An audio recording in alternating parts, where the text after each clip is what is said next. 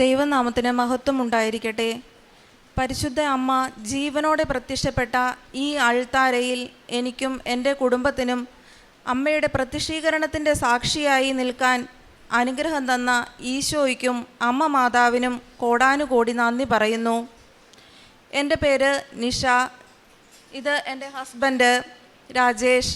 ഇതെൻ്റെ മൂത്ത മകൾ ഏഞ്ചലീന, ഇളയ മകൻ ഇവാൻ. ഞങ്ങൾ UK-യിൽ നിന്നാണ് വരുന്നത്. 2023 ഫെബ്രുവരി മാസത്തിലാണ് ഞാൻ ആദ്യമായി ഇവിടെ വന്ന് ഉടമ്പടി എടുക്കുന്നത്. ഉടമ്പടി എടുക്കുന്നതിനുള്ള കാരണം UK-ക്ക് പോകുവാൻ ഒരു ചാൻസ് വന്നു. എന്നെ സംബന്ധിച്ചിടത്തോളം അതിൻ്റെ IELTS എക്സാം എഴുതിയെടുക്കുക എന്ന് പറയുന്നത് ഭയങ്കര പാടായിരുന്നു. കാരണം ഞാനൊരു LP സ്കൂളിൽ പഠിപ്പിക്കുന്ന ടീച്ചറായിരുന്നു. ഒരു തരത്തിലും എനിക്ക് IELTS എക്സാമിനെ കുറിച്ച് ചിന്തിക്കാൻ പോലും പറ്റാത്തൊരവസ്ഥയായിരുന്നു. അങ്ങനെ ഇരിക്കുന്ന ഒരവസരത്തിൽ എൻ്റെ ഒരു ആൻറ്റി പറഞ്ഞിട്ടാണ് ഞാൻ ഇവിടെ വന്ന് ഉടമ്പടി എടുക്കുന്നത്. ഇവിടെ വന്ന് ഉടമ്പടി എടുത്തു. എനിക്ക് പഠിക്കുവാനുള്ള സമയവും കുറവായിരുന്നു. കാരണം മെയ് മാസം 1-ാം തീയതിയാണ് ഹസ്ബൻഡ് എന്നെ കൊണ്ടുവന്ന് IELTS എക്സാമിന് ഒരു കോച്ചിങ് സെൻറ്ററിൽ ചേർക്കുന്നത്. മെയ് 11-ാം തീയതി എക്സാം ഡേറ്റ് പറഞ്ഞു. 11 ദിവസം കൊണ്ട് എനിക്കറിയാം, എല്ലാവർക്കും അറിയാം, എനിക്കത് പാസ്സാകാൻ പറ്റത്തില്ലായിരുന്നു. അങ്ങനെ ഒരു തരത്തിൽ ഞങ്ങൾ കമ്പനിക്ക് റിക്വസ്റ്റ് ഇട്ടു. അത് മെയ് 27 എന്നുള്ള ഡേറ്റ് തന്നു. അതിനുള്ളിൽ ഞാൻ എൻ്റെ മെഡിക്കലും പാസ്പോർട്ടും ഫാമിലി പാസ്പോർട്ടും എല്ലാം എടുത്തു. അതോടുകൂടി എനിക്ക് ഭയങ്കര ടെൻഷനുമായി. കാരണം ഈ IELTS എക്സാം പാസ്സായില്ലെങ്കിൽ പിന്നെ എനിക്ക് പോകാനേ പറ്റത്തില്ല. ഒരേലൊരു ചാൻസ് ആയിരുന്നു എനിക്കുണ്ടായിരുന്നത് ആ എക്സാം എഴുതാൻ വേണ്ടിയിട്ട്. അങ്ങനെ ഞാൻ ഇവിടെ വന്ന് ഉടമ്പടി എടുത്തു. മാതാവിനോട് പ്രാർത്ഥിച്ചു. ഞാൻ ജോയിൻ ചെയ്ത ഇൻസ്റ്റിറ്റ്യൂട്ടിലെ ആ സാർ എന്നോട് പറഞ്ഞു, നീ തലകുത്തി നിന്നാലും ഈ എക്സാം മെയ് 27 പാസ്സാവത്തില്ല. കാരണം എനിക്ക് ഒന്നും പറയാൻ അറിയത്തില്ലായിരുന്നു. അറ്റ്ലീസ്റ്റ് ഒരു സെൽഫ് ഇൻട്രൊഡക്ഷൻ പറയാൻ കയറിയാലും എനിക്ക് ഭയങ്കര പേടിയായിരുന്നു. പേടിച്ചിട്ട് എനിക്ക് ഒന്നും പുറത്തോട്ട് വരത്തില്ല. അങ്ങനെ ആ സാർ അങ്ങനെ പറഞ്ഞു കഴിഞ്ഞപ്പോൾ എൻ്റെ മോൾ എന്നോട് പറഞ്ഞു, അമ്മ അന്നാ വീട്ടിലിരുന്ന് പഠിക്കും, ഇനി ആ സാറിൻ്റെ അടുത്ത് പോയി പഠിക്കേണ്ടെന്ന് പറഞ്ഞു. അങ്ങനെ ഞങ്ങൾ ക്വസ്റ്റ്യൻ പേപ്പറെല്ലാം ഡൗൺലോഡ് ചെയ്ത് വീട്ടിലിരുന്ന് പഠിക്കാൻ തുടങ്ങി. അതോടൊപ്പം ഞാൻ ശക്തമായി പ്രാർത്ഥനയും മുമ്പോട്ട് കൊണ്ടുപോയി. അങ്ങനെ മെയ് 27-ാം തീയതി ഞാൻ എക്സാം സെൻറ്ററിൽ ചെന്നപ്പോൾ ഫസ്റ്റ് ഒരു ഇൻ്റർനാഷണൽ എക്സാം സെൻറ്ററിൽ കയറി. എനിക്ക് ആകെപ്പാടെ ടെൻഷനായി. അവരുടെ ചെക്കപ്പും എല്ലാം പരിശോധനയെല്ലാം കഴിഞ്ഞപ്പോഴത്തേനും ഞാൻ ആകെ ഡൗണായി. അമ്മയുടെ കാശ് രൂപം മാത്രമുണ്ട് എൻ്റെ കയ്യിൽ. അങ്ങനെ അമ്മയെ മുറുകെ പിടിച്ച് ഞാൻ എക്സാം ഹോളിൽ കയറി. അപ്പോഴും എൻ്റെ പ്രതീക്ഷ, ഞാൻ സാക്ഷ്യത്തിലൊക്കെ കേട്ടിട്ടുണ്ട്, അമ്മ മാതാവ് നമുക്ക് ആൻസേഴ്സ് പറഞ്ഞു തരും, നമുക്ക് എഴുതാം. പക്ഷേ എനിക്കൊന്നും ഉണ്ടായില്ല. എനിക്കൊന്നും എഴുതാനും പറ്റിയില്ല. അമ്മ മാതാവിനോട് പ്രാർത്ഥിച്ച് അവിടെ തന്നെ ഇരുന്നു. കറക്കി കുത്തി എന്തൊക്കെയോ കാണിച്ച് ഇറങ്ങിപ്പോന്നു. അതിനുശേഷം ഞാൻ ഇറങ്ങിയിട്ട് ഭയങ്കരമായിട്ട് കരഞ്ഞ് ഹസ്ബൻഡ് എന്നോട് പറഞ്ഞു, സാരമില്ല, പോയാൽ പൊക്കോട്ടെ, സാരമില്ല, കരയേണ്ട ആവശ്യമില്ലെന്ന് പറഞ്ഞു. പക്ഷേ പിറ്റേ ദിവസം ഞാൻ ആ ഇൻസ്റ്റിറ്റ്യൂട്ടിൻ്റെ ഫ്രണ്ടിൽ ചെന്ന് ഉപ്പിട്ട് വിശ്വാസ പ്രമാണം ചൊല്ലി ഞാൻ പ്രാർത്ഥിച്ചു, അമ്മ മാതാവേ, ഇനി എന്നെ ഈ പടി ചവിട്ടിക്കരുതേ എക്സാം എഴുതാൻ വേണ്ടിയിട്ട്. എൻ്റെ ഒരു കഴിവും കൊണ്ടല്ല, നിൻ്റെ ആ മധ്യസ്ഥ പ്രാർത്ഥനയുടെ ശക്തിയാൽ എന്നെ ഈ എക്സാം പാസ്സാക്കി തരണേ അമ്മേ എന്ന് പ്രാർത്ഥിച്ചു വന്നു. അത്ഭുതമെന്ന് പറയട്ടെ, ആ എക്സാമിന് ഞാൻ UK-ക്ക് പോകാനുള്ള IELTS ഉള്ള സ്കോർ കിട്ടി. അതോടൊപ്പം ഞാൻ രണ്ടാമതായി വെച്ച ഉടമ്പടിയായിരുന്നു എൻ്റെ ഫാമിലിയെയും എത്രയും പെട്ടെന്ന് UK-ക്ക് എത്തിക്കുക എന്നുള്ളത്. പക്ഷേ എൻ്റെ മോള് അപ്പോൾ ജർമ്മൻ പഠിച്ചുകൊണ്ടിരിക്കുകയായിരുന്നു. 18 എബോവ് ആയിരുന്നു. അപ്പോൾ എനിക്ക് എൻ്റെ ഡിപ്പെൻഡൻ്റ് വിസയിൽ മോളെ കൊണ്ടുപോകുവാൻ പറ്റത്തില്ല 18 എബോവ് ആയതുകൊണ്ട്. എങ്കിലും ഞാൻ ആ ഉടമ്പടിയിൽ വെച്ചു, മാതാവേ, എൻ്റെ ഫാമിലിയെ മുഴുവനും UK-യിൽ എത്തിക്കണമേ എന്ന്. അങ്ങനെ ഞാൻ പോയത് ഒരു നഴ്സിംഗ് ഹോമിലോട്ടായിരുന്നു. ഞാൻ അവിടെ ചെന്ന് വർക്ക് ചെയ്യുന്നു. അതിനിടയിൽ അവിടെ ഒരു വേക്കൻസി ഉണ്ടാകുന്നു. അതിനകത്തോട്ട് മോൾ ആപ്ലിക്കേഷൻ ഇട്ടു. അങ്ങനെ മോളുടെ ഇൻ്റർവ്യൂവും എല്ലാം IELTSും എല്ലാം പാസ്സായി. അമ്മ മാതാവ് മോളെയും സെയിം നഴ്സിംഗ് ഹോമിൽ തന്നെ ജോലി കൊടുത്ത് അനുഗ്രഹിച്ചു. അതോടുകൂടി എൻ്റെ ഉടമ്പടിയൊക്കെ ഞാൻ പതിയെ ഉഴപ്പി തുടങ്ങി. കാരണം ഫാമിലി എല്ലാം അവിടെയായി. പ്രാർത്ഥനയുണ്ട്, അമ്മ മാതാവിനോട് ഭക്തിയുണ്ട്, എല്ലാമുണ്ട്. പക്ഷേ പ്രോപ്പറായിട്ടുള്ള ഉടമ്പടി ഞാൻ ഉഴപ്പി. അതിന് ഞാൻ അമ്മ മാതാവിനോട് മാപ്പ് ചോദിക്കുന്നു. അങ്ങനെ ഞങ്ങൾ ഫസ്റ്റ് 2024 ഒക്ടോബറിൽ ഞങ്ങൾ വെക്കേഷന് വരുന്നു, ഇവിടെ വരുന്നു. ഉടമ്പടി ഉഴപ്പിയിരിക്കുന്നത് കൊണ്ട് തന്നെയും ആദ്യത്തെ ഒരു 3 മാസമാണ് ഞാൻ പ്രോപ്പറായിട്ട് ഉടമ്പടി കൊണ്ടുപോയത്. അത് കഴിഞ്ഞിട്ട് ഞാൻ സാക്ഷ്യം കേൾക്കുന്നില്ല, അച്ഛൻ്റെ ധ്യാനം കേൾക്കുന്നില്ല. അപ്പോൾ എനിക്ക് ഉടമ്പടി എങ്ങനെ പ്രോപ്പറായിട്ട് മുമ്പോട്ട് കൊണ്ടുപോകണമെന്നും എനിക്കറിയില്ല. UK പോകുന്നതിന് മുമ്പ് വന്ന് ഞാനിവിടെ ഉടമ്പടി പുതുക്കി. പക്ഷേ സാക്ഷ്യം പറഞ്ഞില്ല. കാരണം ഞാനിവിടെ വന്നപ്പോൾ ഈ തിരക്കും ബഹളവും എല്ലാം കണ്ട് ഞാൻ സാക്ഷ്യം പറയാതെ തിരിച്ചു പോയി. അങ്ങനെ ഒക്ടോബർ മാസം ഞാനിവിടെ എത്തി. ഒക്ടോബർ മാസം എത്തിയെങ്കിലും ഞാൻ അമ്മ മാതാവിൻ്റെ മുമ്പിൽ വന്ന് പ്രാർത്ഥിച്ചേച്ച് പോയി. ഉടമ്പടി പുതുക്കുകയോ അല്ലെങ്കിൽ സാക്ഷ്യം പറയാൻ ശ്രമിക്കുകയോ ചെയ്യാതെ ഞാൻ തിരിച്ചു പോയി. അങ്ങനെ നവംബർ ആദ്യത്തോടു കൂടി ഞങ്ങൾ തിരിച്ച് UK-യിലെത്തി. സാധാരണ പോലെ ജോലിയൊക്കെ ചെയ്യുന്നു, വേറെ കുഴപ്പങ്ങളൊന്നുമില്ല. ഉടമ്പടിയുടെ കാര്യം പാടെ മറന്ന് ജീവിക്കുന്നു. എന്നാൽ പള്ളിയിൽ പോകുന്നുണ്ട്, പ്രാർത്ഥന ചൊല്ലുന്നുണ്ട്, എല്ലാം ഉണ്ട്. പക്ഷേ ഉടമ്പടി ലൈഫ് എന്നിൽ നിന്ന് പോയി. അങ്ങനെ ഇരിക്കുമ്പോൾ ഡിസംബർ 9 എൻ്റെ മമ്മിക്ക് ആൾ നല്ല ഹെൽത്തി ആയിരുന്നു, ഒരു പ്രശ്നവുമില്ലാതിരുന്ന മമ്മി സ്ട്രോക്ക് വന്ന് വീണു. അങ്ങനെ ഇവിടുന്ന് ഫോൺ വരുന്നു, മമ്മിക്ക് സ്ട്രോക്ക് വന്നു, മമ്മീനെ മെഡിക്കൽ കോളേജിൽ അഡ്മിറ്റ് ചെയ്തിരിക്കുന്നു, കോലഞ്ചേരി മെഡിക്കൽ കോളേജിൽ അഡ്മിറ്റ് ചെയ്തിരിക്കുന്നു. അവസ്ഥകൾ ഡോക്ടറോട് വിളിച്ച് ചോദിച്ചപ്പോൾ ഡോക്ടർ പറയുന്നു വൈകിപ്പോയി, കോമ സ്റ്റേജിലാണ്, കാരണം ബ്ലീഡിങ് ആയിരിക്കുന്നു, ഒരു 90% ബ്ലീഡിങ് ആയിട്ടുണ്ട്, അതുകൊണ്ട് ഇനി നമുക്ക് രക്ഷിക്കാൻ പറ്റത്തില്ല, ആൾ ഓൾറെഡി ഇവിടെ എത്തിയപ്പോൾ തന്നെ കോമ സ്റ്റേജിലായിരുന്നു എന്ന് പറയുന്നു. അപ്പോൾ ഡോക്ടർ തന്നെ പറയുന്നു ഇനി നമുക്കൊരു ചാൻസ് ഇല്ല, UK-യിലുള്ള മോള് വരികയാണെങ്കിൽ നമുക്ക് വെൻറ്റിലേറ്റർ നീക്കിയേക്കാം. വെൻറ്റിലേറ്ററിലാണ് വന്നപ്പോൾ തന്നെ അവരാക്കിയത്, വെൻറ്റിലേറ്റർ നമുക്ക് നീക്കിയേക്കാം എന്ന് പറയുന്നു. അപ്പോൾ എൻ്റെ ആങ്ങള പറയുന്നു ഓക്കെ പെങ്ങൾ വന്നിട്ട് നമുക്ക് വെൻറ്റിലേറ്റർ നീക്കാം ഡോക്ടറെ എന്ന് പറഞ്ഞു. അങ്ങനെ ഞാൻ പിറ്റേ ദിവസം 9 സ്ട്രോക്ക് ഉണ്ടായി. 11 ഞാൻ കോലഞ്ചേരി മെഡിക്കൽ കോളേജിൽ എത്തുന്നു. എത്തിക്കഴിഞ്ഞപ്പോൾ ആങ്ങള ബില്ലെല്ലാം റെഡിയാക്കി വെച്ചിരിക്കുകയാണ്, പേ ചെയ്ത് വെൻറ്റിലേറ്റർ മാറ്റാൻ വേണ്ടിയിട്ട്. അപ്പോൾ അവിടുന്ന് പോരുന്ന സമയത്ത് ഹസ്ബൻഡ് എന്നോട് പറയുന്നു ഇനി മമ്മീനെ രക്ഷിക്കാൻ പറ്റത്തില്ല, ഇത്രയും ഓൾറെഡി ഡോക്ടേഴ്സിനോടൊക്കെ സംസാരിച്ചു, അതുകൊണ്ട് ഒരു കാര്യം ചെയ്യണം. കാരണം ഫ്ലൈറ്റ് ടിക്കറ്റൊക്കെ കൂടുതലും എല്ലാം കൊണ്ടും ആയിരുന്നത് കൊണ്ട് മോന് ക്ലാസ് കളയാൻ പറ്റത്തില്ല. അങ്ങനെയൊക്കെ വന്നതുകൊണ്ട് ഞാൻ തനിയെയാണ് വന്നത്. അപ്പോൾ എന്നോട് പറഞ്ഞു നീ തനിയെ പോയി എല്ലാ കാര്യങ്ങളും ചെയ്ത് വരണം, അതുകൊണ്ട് ധൈര്യമായിട്ടിരിക്കണം, എല്ലാ കാര്യങ്ങളും നടത്തിയിട്ട് വരണം. അപ്പോഴും ഞാൻ മാതാവിൻ്റെ ഉടമ്പടി തൈലവും ഉപ്പും എടുത്തിട്ട് പറഞ്ഞു ഇല്ല മമ്മിക്ക് ഒരു കുഴപ്പവും വരികയില്ല, മമ്മീനെ മാതാവ് കാത്തുകൊള്ളും എന്ന് പറഞ്ഞു. അങ്ങനെ ഞാൻ ഫ്ലൈറ്റിലിരുന്ന സമയത്ത് മുഴുവനും മാതാവിനോട് പ്രാർത്ഥിച്ചു, മാതാവേ എൻ്റെ ഭാഗത്തു നിന്നുണ്ടായ വീഴ്ചയ്ക്ക് നീ എന്നോട് ക്ഷമിക്കണമേ, എൻ്റെ ഉടമ്പടി ലൈഫ് ഞാൻ ഉഴപ്പി നിന്നിൽ നിന്ന് അകന്നു പോയത് കൊണ്ട് നിന്നിലോട്ട് അടുപ്പിക്കാനാണ് എനിക്ക് ഈ പരീക്ഷണം തരുന്നതെങ്കിൽ എൻ്റെ മാതാവേ എന്നെ കൈവിടരുതേ, മമ്മീനെ കൈവിടരുതേ, കാരണം പപ്പയും മരിച്ചുപോയി, ഇപ്പം മമ്മി മാത്രമേ ഉള്ളൂ, അതുകൊണ്ട് എനിക്ക് എൻ്റെ മമ്മിയെ തിരിച്ചു തരണമേ മാതാവേ എന്ന് പറഞ്ഞ് ഞാൻ പ്രത്യക്ഷീകരണ പ്രാർത്ഥനയും വിശ്വാസ പ്രമാണവും ഒരുപാട് ജപമാലയും ഞാൻ ഉറങ്ങാതിരുന്ന് ഫ്ലൈറ്റിൽ എത്തിച്ചു. അങ്ങനെ ഞാൻ കോലഞ്ചേരി മെഡിക്കൽ കോളേജിൽ എത്തിയപ്പോൾ ഡോക്ടർ എന്നോട് പറഞ്ഞു വേഗം പോയി മമ്മീനെ കണ്ടോളൂ എന്ന് പറഞ്ഞു. ഞാൻ ചെന്ന് ഉടമ്പടി കാശി രൂപം മമ്മിയുടെ തലയിൽ തൊട്ടു, തൈലം തേച്ചു. മമ്മി മമ്മി എന്ന് വിളിച്ചപ്പോൾ അത്ഭുതമെന്ന് പറഞ്ഞിട്ട് മമ്മി കണ്ണ് തുറന്നു നോക്കി. അതുവരെ കോമ സ്റ്റേജിൽ അനക്കമില്ലാതെ കിടന്ന മമ്മി കണ്ണ് തുറന്ന് തളർന്നു കിടന്ന മമ്മി ഒരു കാല് വലിച്ച് പുറകോട്ട് കുത്തി. അപ്പോൾ ഞാൻ തിരിച്ചിറങ്ങി വന്നിട്ട് എല്ലാവരോടും പറഞ്ഞു മമ്മി അനങ്ങുന്നുണ്ടെന്ന് പറഞ്ഞപ്പോൾ അവരെന്നോട് പറഞ്ഞു നീ ഫ്ലൈറ്റിൽ വന്നതിൻ്റെ ഹാലൂസിനേഷൻ ആയിരിക്കും, നിനക്ക് ഫ്ലൈറ്റിൽ വന്നിട്ട് നിനക്ക് അന്നിങ്ങനെ തോന്നുന്നതാണ്, അതല്ലാതെ മമ്മി അനങ്ങത്തില്ല, മമ്മി കോമ സ്റ്റേജിൽ പോയതാണെന്ന് പറഞ്ഞു. അത് കഴിഞ്ഞ് ഒരു 7 മണിയായപ്പോൾ ഡോക്ടർ എന്നെ വിളിച്ചേച്ച് പറഞ്ഞു അമ്മയുടെ കാര്യത്തിൽ എന്ത് മിറക്കിളാണ് സംഭവിച്ചതെന്ന് ഞങ്ങൾക്ക് അറിയത്തില്ല, ഒരു 20% പോലും ചാൻസ് ഇല്ലാതിരുന്ന അമ്മയ്ക്ക് 70% സർജറി സാധ്യത ഞങ്ങൾ കാണുന്നുണ്ടെന്ന് പറഞ്ഞു. ആ മമ്മിക്ക് സർജറി കഴിഞ്ഞു. ആ മമ്മി ഇപ്പോൾ ഇവിടെ വന്നിട്ടുണ്ട്, പക്ഷേ ഈ തിരക്കിൻ്റെ ഇടയിൽ ഇങ്ങോട്ട് കൊണ്ടുവരാൻ പറ്റാത്തത് കൊണ്ട് പുറത്ത് വണ്ടിയിലിരിക്കുകയാണ്. ഇപ്പം ഒരാൾ പിടിച്ചാൽ നടക്കാവുന്ന അവസ്ഥയിൽ, പൂർണ്ണ റിക്കവറി ആയിട്ടില്ലെങ്കിലും ഒരാൾ പിടിച്ചാൽ നടക്കുന്ന ഒരവസ്ഥയിലോട്ട് മമ്മി എത്തിയിട്ടുണ്ട്, പുറത്ത് വന്നിട്ടുണ്ട്. UK-യിൽ നിന്ന് ഞങ്ങൾ വന്നിട്ട് ഇതുവരെ ഞാൻ മമ്മീനെ കണ്ടിട്ടില്ല, ഈ നിമിഷം വരെ ഞാൻ കണ്ടിട്ടില്ല, മമ്മി പുറത്തുണ്ട്, എനിക്ക് കാണാൻ പറ്റിയിട്ടില്ല. ആദ്യമായി ഞാനിപ്പോൾ മമ്മീനെ കാണാൻ പോകുന്നതും അമ്മയുടെ തിരുമുമ്പിൽ വെച്ചാണ്.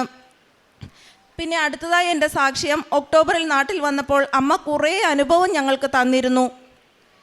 കാരണം അമ്മയിൽ നിന്ന് വേർതിരിഞ്ഞ് പോവരുത് എന്ന് കാണിക്കാൻ വേണ്ടി കുറേ സൂചനകൾ തന്നിരുന്നു. ഞങ്ങൾ വരുന്ന വഴിക്ക് ഞങ്ങൾക്ക് ഫ്ലൈറ്റ് മിസ്സാകുന്ന ഒരു സാഹചര്യം ഉണ്ടായി. പക്ഷേ അതിൽ നിന്നെല്ലാം അമ്മ മാതാവ് ഞങ്ങളെ രക്ഷിച്ചു. പിന്നെ തിരിച്ചു പോകുന്ന സമയത്താണെങ്കിൽ പോലും ഞങ്ങളുടെ പാസ്പോർട്ടും ബാക്കി സംഭവങ്ങളിരുന്ന ബാഗ് ഞങ്ങളുടെ കയ്യിൽ നിന്ന് എയർപോർട്ടിൽ നിന്ന് മിസ്സായി. അപ്പോഴും ഞങ്ങൾ ഒരുപാട് ഭയന്നു. അപ്പോഴും അമ്മ മാതാവിനോട് പ്രാർത്ഥിച്ചു. ഒരു കുറച്ച് കഴിഞ്ഞപ്പോൾ വേറൊരു സഹോദരൻ്റെ കയ്യിൽ നിന്ന് ഞങ്ങൾക്ക് ആ ബാഗ് തിരിച്ചു കിട്ടി. പിന്നെ UK-യിൽ ചെന്നിട്ട് കഴിഞ്ഞ ഓഗസ്റ്റിൽ എൻ്റെ ഹസ്ബൻഡ് നാട്ടിൽ വന്നിട്ടുണ്ടായിരുന്നു ഒരു കല്യാണ ആവശ്യത്തിനായിട്ട്. അപ്പോൾ ഞങ്ങൾ താമസിക്കുന്നത് ശാന്തൻപാറയാണ്, ഇടുക്കി ശാന്തൻപാറ. ഹസ്ബൻഡ് വന്നെങ്കിലും ഇവിടെ വന്ന് അമ്മ മാതാവിൻ്റെ അടുത്ത് പ്രാർത്ഥിച്ചിട്ടാണ് അങ്ങോട്ട് പോയത്. അവിടെ വെച്ച് നമുക്ക് സ്ഥലം അളക്കുന്നതിൻ്റെ ഒരു ആവശ്യമുണ്ടായിരുന്നു. ആ സ്ഥലം അളക്കുന്നതിന് വേണ്ടി ഒരു 15-20 അടി ഉയരത്തിൽ നിന്ന് കയറ് പിടിച്ചു കൊടുക്കുന്നതിനിടയിൽ ഹസ്ബൻഡ് അറിയാതെ കാലുകെറ്റി താഴോട്ട് പോയി. അപ്പോൾ താഴെ ഉണ്ടായിരുന്ന വീട്ടുകാർ അവരുടെ പെരപണിക്കായി കല്ലും മണലും സിമൻറ്റും ഒക്കെ ഇറക്കിയിട്ടിരുന്ന സ്ഥലമായിരുന്നു അത്. പക്ഷേ തലേ ദിവസം അവർ ആൾക്കാരെ നിർത്തി അത് ക്ലീനാക്കി അവിടെ എല്ലാം ക്ലീനാക്കിയിട്ടിരിക്കുകയായിരുന്നു. എന്നാലും അവിടെ ഡേഞ്ചറായിട്ടുള്ള സാധനങ്ങളൊക്കെ ഉണ്ടായിരുന്നു. പക്ഷേ ഒരിടത്തും തട്ടാതെ അമ്മ മാതാവ് അതിൻ്റെ ഇടയിൽ തന്നെ ഹസ്ബൻഡിനെ കൊണ്ട് വീഴിച്ചു. അത്രയും ഉയരത്തിൽ നിന്നാണ് ഹസ്ബൻഡ് വീണതെങ്കിലും അമ്മ മാതാവ് ഒരു പോറൽ പോലും ഏൽക്കാതെ ഹസ്ബൻഡിനെ രക്ഷിച്ചു. പിന്നെ യു കെയിലെ ഹസ്ബൻഡിന് ഡ്രൈവിംഗ് ലൈസൻസ് എന്ന് പറഞ്ഞാൽ ഭയങ്കര ബുദ്ധിമുട്ടുള്ള ഒരു കാര്യമാണ് കിട്ടാനായിട്ട്. അങ്ങനെ ഹസ്ബൻഡ് ഡ്രൈവിംഗ് ലൈസൻസിന് പോയി കഴിഞ്ഞപ്പോൾ ഉടമ്പടി തൈലവും വണ്ടി ഓടിക്കുന്ന കാറിൻ്റെ 4 ടയറിലും ഉടമ്പടി തൈലം കുരിശു വരച്ച് വിശ്വാസ പ്രമാണം ചൊല്ലി ഉപ്പുമിട്ട് ഈശോയോട് പ്രാർത്ഥിച്ചു. ആ ഇൻസ്ട്രക്ടറുടെ സ്ഥാനത്ത് നീ ആയിരിക്കണമേ ഈശോയെ ഇരിക്കണത്, ഈ ഡ്രൈവിംഗ് ടെസ്റ്റ് പാസ്സാക്കി തരണമേ എന്ന് പ്രാർത്ഥിച്ചു. കാരണം അവിടെ ഒരു ഡ്രൈവിംഗ് ടെസ്റ്റ് ഫെയിലായി കഴിഞ്ഞാൽ പിന്നെ ഒരു 5-6 മാസം കഴിഞ്ഞിട്ടേ നമുക്ക് അടുത്ത ഡേറ്റ് കിട്ടത്തുള്ളൂ. അങ്ങനെ ഞങ്ങൾ പ്രാർത്ഥിച്ചു പോയതിൻ്റെ ഫലമായി ഹസ്ബൻഡിന് ആ ഡ്രൈവിംഗ് ടെസ്റ്റ് പാസ്സാകാൻ സാധിച്ചു. പിന്നെ ഞാനും മോളും തിയറി ടെസ്റ്റ് എഴുതാൻ പോയി. അതും ഒരു ഡേറ്റ് എടുക്കേണ്ട ഒരു ഇഷ്യൂ വന്നു കഴിഞ്ഞപ്പോൾ ഞാൻ അച്ഛൻ്റെ ധ്യാനം കേട്ടുകൊണ്ടിരിക്കുകയായിരുന്നു. അച്ഛൻ്റെ ധ്യാനം കേട്ടുകൊണ്ടിരുന്നതിൻ്റെ ഇടയിൽ ഡേറ്റ് എടുക്കുന്നതിനിടയിൽ മകൾ പറഞ്ഞു, അമ്മേ 17-ാം തീയതി ഒരു ഡേറ്റ് കാണിക്കുന്നുണ്ട്.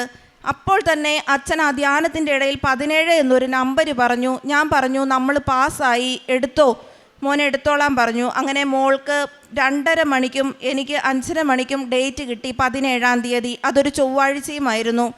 അങ്ങനെ ഞങ്ങൾ ആദ്യമായി പോയിട്ട് എഴുതിയതാണ്. ആദ്യം ഒരുപാട് പ്രിപ്പയർ ഒന്നും ആവാണ്ട് പോയി എഴുതിയ എക്സാം ആയിരുന്നു. പക്ഷേ മാതാവിൻ്റെ അനുഗ്രഹത്താൽ ഞങ്ങൾക്ക് അതും സാധിച്ചു കിട്ടി. അതുപോലെ നമുക്ക് ഒരുപാട് കുഞ്ഞു അനുഭവങ്ങൾ നമ്മൾക്ക് കിട്ടി. പ്രാർത്ഥിക്കുന്ന സമയത്ത് പച്ചത്തിരിയിലും നീലത്തിരിയിലും ഹാർട്ട് അടയാളവും മഴവില്ലിൻ്റെ രൂപത്തിലും ഒക്കെ അമ്മ അടയാളം തന്നിട്ടുണ്ട്. അടയാളങ്ങൾ ചോദിച്ചപ്പോൾ ഞങ്ങൾ ഈ സാക്ഷ്യം പറയാൻ താമസിച്ചു പോയതിന് മാപ്പ് ചോദിക്കുന്നു. കഴിഞ്ഞ ഒക്ടോബറിൽ സാക്ഷ്യം പറയാത്തത് കൊണ്ടാണ് ഞങ്ങൾ ഈ സാക്ഷ്യം പറയുന്നതിന് വേണ്ടി മാത്രമാണ് ഈ ഡേറ്റ് എടുത്ത് ഞങ്ങളിപ്പോൾ വന്നത്. ഇപ്പോൾ പോലും ഒരുപാട് അത്ഭുതങ്ങൾ നടന്നു. ഞങ്ങളുടെ ഫ്ലൈറ്റ് ക്യാൻസലായിരുന്നു, പോസ്റ്റ്പോണ്ട് ചെയ്തിരുന്നു. എന്നിട്ടും തിരിച്ച് അമ്മ കറക്റ്റ് ഡേറ്റിൽ തന്നെ ഞങ്ങളെ ഇവിടെ എത്തിച്ചു. ഇത്രയേറെ അനുഗ്രഹങ്ങൾ തന്ന അമ്മ മാതാവിനും തിരുക്കുമാരനും ഞങ്ങൾ കോടാനുകോടി നന്ദി പറയുന്നു. പിന്നെ കാരുണ്യപ്രവർത്തികളായിട്ട് ചെയ്തത്, ആര് സഹായം ചോദിച്ചു വന്നാലും ഞങ്ങൾ സഹായിക്കും. അത് പണ്ട് മുതലേ അങ്ങനെ തന്നെയാണ്. സഹായം ചെയ്യുന്നതിൽ ഒരു മടിയുമില്ല. പിന്നെ ഓൺലൈൻ വഴിയേ നമുക്ക് ചെയ്യാൻ പറ്റത്തുള്ളൂ. കാരണം നമ്മുടെ അവിടുത്തെ സിറ്റുവേഷൻ അങ്ങനെയാണ്. അവിടെ നമുക്കല്ലാതെ ഇങ്ങനെ സഹായങ്ങളൊന്നും ചെയ്യാൻ പറ്റത്തില്ല. അപ്പോൾ ഇവിടെ അനാഥാലയത്തിലും പിന്നെ ക്യാൻസർ പേഷ്യൻസിനും അങ്ങനെ പൈസ ആവശ്യമുള്ളവർക്കെല്ലാം നമ്മൾ പൈസ കൊടുക്കാറുണ്ട്. പിന്നെ ഞങ്ങൾ ചെയ്യുന്ന ഒരു ജോലി തന്നെ ഞങ്ങളുടെ ഒരു കാരുണ്യ പ്രവർത്തികളാണ്. നഴ്സിംഗ് ഹോമിൽ ചെയ്യുന്ന ജോലി. പണ്ടൊക്കെ ആണെങ്കിൽ ദേഷ്യം വരുമായിരുന്നു, ചെയ്തു കഴിയുമ്പോൾ ദേഷ്യം വരുമായിരുന്നു. പക്ഷേ ഇപ്പോൾ സമാധാനത്തോടും ശാന്തതയോടും കൂടെ അവരെ ശുശ്രൂഷിക്കാനും സംരക്ഷിക്കാനും എല്ലാം ഈശോ കൃപ തരുന്നുണ്ട്. പ്രേക്ഷിത പ്രവർത്തനമായിട്ട് ചെയ്തത് പത്രം. ഞാൻ ഇവിടുന്ന് കഴിഞ്ഞ പ്രാവശ്യം പോകുന്നതിന് മുമ്പ് ഉടമ്പടി പുതുക്കിയപ്പോൾ കിട്ടിയ പത്രം ഞാൻ എല്ലാവർക്കും വിതരണം ചെയ്തിട്ടാണ് പോയത്. അന്നൊക്കെ ഒരു മടി ഉണ്ടായിരുന്നു പത്രം കൊടുക്കാൻ. എനിക്ക് സേഫ് സോൺ എന്ന് തോന്നുന്ന സ്ഥലത്ത് മാത്രമാണ് ഞാൻ കൊടുത്തത്. പക്ഷേ ഇപ്പം അതെല്ലാം മാറി. എനിക്ക് പ്രേക്ഷിത പ്രവർത്തനം ചെയ്യുന്നതിന് ഒരു മടിയുമില്ല.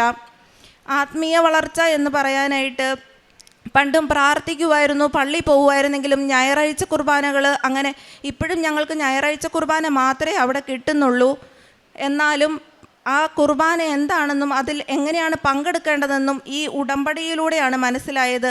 പ്രാർത്ഥിക്കേണ്ടത് എങ്ങനെയാണെന്നും ഈ ഉടമ്പടി വഴിയാണ് ഞങ്ങൾക്ക് മനസ്സിലായത്. ഉടമ്പടി ജീവിതം തുടങ്ങിയേ പിന്നെ ക്ഷമിക്കാനുള്ള കൃപ കിട്ടി. അതാണ് ഏറ്റവും വലിയ ദൈവാനുഗ്രഹമായിട്ട് എനിക്ക് തോന്നുന്നത്. ഒരുപാട് ക്ഷമിക്കാനുള്ള കൃപ എനിക്ക് കിട്ടി. ഇങ്ങനെ കോടാനുകോടി ഇങ്ങനെ ഒരുപാട് അനുഗ്രഹങ്ങൾ ചൊരിഞ്ഞ അമ്മ മാതാവിനും ഈശോയ്ക്കും കോടാനുകോടി നന്ദി പറഞ്ഞുകൊണ്ട് ഞാൻ എൻ്റെ സാക്ഷ്യം അവസാനിപ്പിക്കുന്നു. ജോയൽ 2:23. ആനന്ദിക്കുവിൻ, നിങ്ങളുടെ ദൈവമായ കർത്താവിൽ സന്തോഷിക്കുവിൻ. അവിടുന്ന് നിങ്ങൾക്ക് യഥാകാലം ആവശ്യാനുസരണം ശരത്കാല വൃഷ്ടി നൽകും. പഴയതുപോലെ അവിടുന്ന് നിങ്ങൾക്ക് ശരത്കാല വൃഷ്ടിയും വസന്തകാല വൃഷ്ടിയും സമൃദ്ധമായി പെയ്യിച്ചു തരും. നിഷ രാജേഷ് എന്ന ഈ സഹോദരി കുടുംബത്തോടൊപ്പം ചേർന്ന് ഉടമ്പടി ജീവിതത്തിൽ അമ്മ മാതാവ് കരം പിടിച്ച് നടത്തിയതും ഉടമ്പടിയിൽ ഇടക്കാലത്ത് വന്ന അലസതയിൽ അമ്മയിലേക്ക് തന്നെ മടക്കിക്കൊണ്ടുവന്ന് കൂടുതൽ ഉടമ്പടിയിലുള്ള വിശ്വാസത്തെ ശാക്തീകരിച്ചു കൊടുത്ത് അടയാളങ്ങളിലൂടെയും അനുഭവങ്ങളിലൂടെയും അമ്മ മാതാവിൻ്റെ സാന്നിധ്യവും ഈശോയുടെ ശക്തിയും എത്രത്തോളമെന്ന് കുടുംബത്തിന് ബോധ്യപ്പെടുത്തിയതിൻ്റെ സാക്ഷ്യമാണ് ഈ അൾത്താരയിൽ പങ്കുവച്ചത്. സഹോദരിയും മകളും വിദേശത്ത് ജോലിക്ക് വേണ്ടി അമ്മ മാതാവ് സമയച്ചുരുക്കത്തിൽ എത്തിച്ചതും അതിൻ്റെ തടസ്സങ്ങളും പ്രതിസന്ധികളും മാറ്റിക്കൊടുത്തതും കുടുംബം ഒരുമിച്ച് അവിടെ എത്തിച്ചേരുവാനും കൂടുതൽ സുരക്ഷിതമായ മെച്ചപ്പെട്ട ഒരു ജീവിത സാഹചര്യം അവിടെ ഒരുക്കി കിട്ടിയതും ഒക്കെ വാക്കുകളിലൂടെ സാക്ഷ്യപ്പെടുത്തി. ഉടമ്പടിയിൽ നമ്മൾ അമ്മ മാതാവിനോട് ചേർന്ന് നടക്കുമ്പോൾ അതൊരു താൽക്കാലികമായ ബന്ധമോ അല്പകാലത്തേക്കുള്ള ഒരു നടത്തമോ അല്ല എന്ന് ഉറപ്പുവരുത്തണം. ഉടമ്പടി നമ്മുടെ സംസ്കാരം മാറ്റുകയാണ്, നമ്മുടെ ജീവിതശൈലികൾ മാറ്റുകയാണ്, നമ്മൾ ദൈവത്തെ കണ്ടിരുന്ന ബന്ധത്തിൻ്റെ അവസ്ഥകളെ മാറ്റിത്തരികയാണ്. കുറേ കൂടി അറിഞ്ഞ് സ്നേഹിച്ച് നാം അനുഭവിച്ച ദൈവത്തെ ജീവിതത്തിൻ്റെ ഓരോ ദിവസവും ചേർത്ത് പിടിച്ച് മുന്നോട്ട് പോകുവാനുള്ള ആത്മശക്തി നമുക്ക് പ്രദാനം ചെയ്യുകയാണ്. അതുകൊണ്ടാണ് ഉടമ്പടിയിലൂടെയാണ് അനുഗ്രഹം പ്രാപിക്കുന്നതെങ്കിൽ നമ്മൾ ദൈവസന്നിധിയിൽ നിന്ന് അകന്ന് അലസമായ അലക്ഷ്യമായ ആസക്തിയുള്ള ജീവിതങ്ങളിലേക്കൊക്കെ ചെന്ന് വീഴുമ്പോൾ വീണ്ടും അത് കഷ്ടതകൾക്ക് കാരണമായി പോകുന്നത്. അച്ഛൻ അതുകൊണ്ട് പറയും, ജോസഫ് അച്ഛൻ നമ്മളെ ഓർമ്മിപ്പിക്കും, ഉടമ്പടി ഗൗരവമുള്ള വിഷയമാണ്.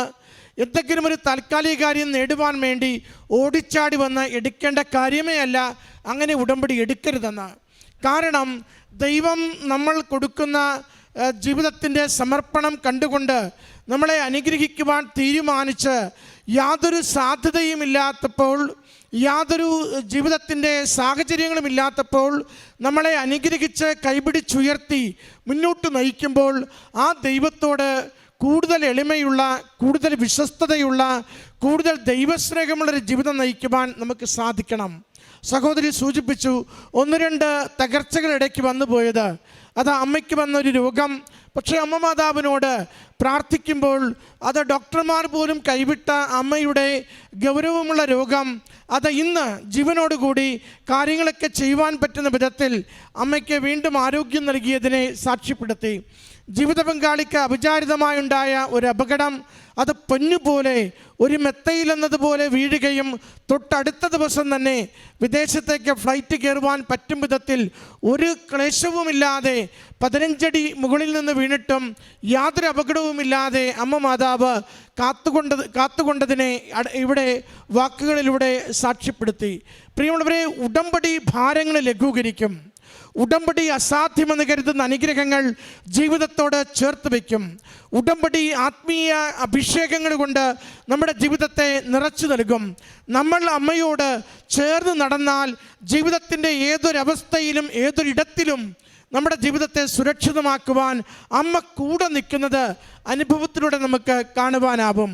അതുകൊണ്ട് ഉടമ്പടിയിലേക്ക് നാം ജീവിക്കുകയും പ്രവേശിക്കുകയും ഉടമ്പടിയിൽ തുടരുകയും ചെയ്യുമ്പോൾ നമുക്ക് ആത്മാവിനോട് പറയേണ്ടതൊന്നേയുള്ളൂ, എൻ്റെ നാഥൻ ഈശോയാണ്.